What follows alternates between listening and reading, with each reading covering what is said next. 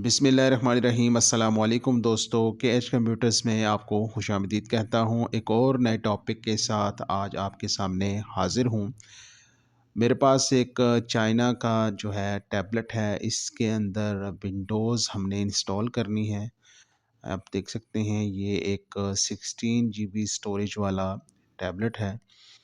तो इसके अंदर विंडोज़ का प्रॉब्लम है और जब इसको ऑन करें तो विंडोज़ एरर शो होता है। काफ़ी कोशिश करने के बावजूद भी ये एरर सेट नहीं हो सका।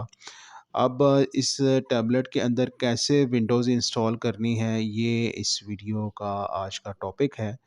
आप देख सकते हैं ये एरर बार-बार ऑन करने पर आ जाता है और आगे विंडोज़ कंटिन्यू कंटिन्यू नहीं होती। तो इस मकसद के लिए दोस्तों हमें कुछ जो है वो चीज़ें चाहिए होंगी। एक अदद आपके पास यूएसबी मल्टी पोर्ट्स हब होनी चाहिए, जिसके साथ आप कीबोर्ड वगैरह और माउस और यूएसबी फ्लैश ड्राइव लगाएँगे। एक अदद आपको यूएसबी फ्लैश ड्राइव चाहिए।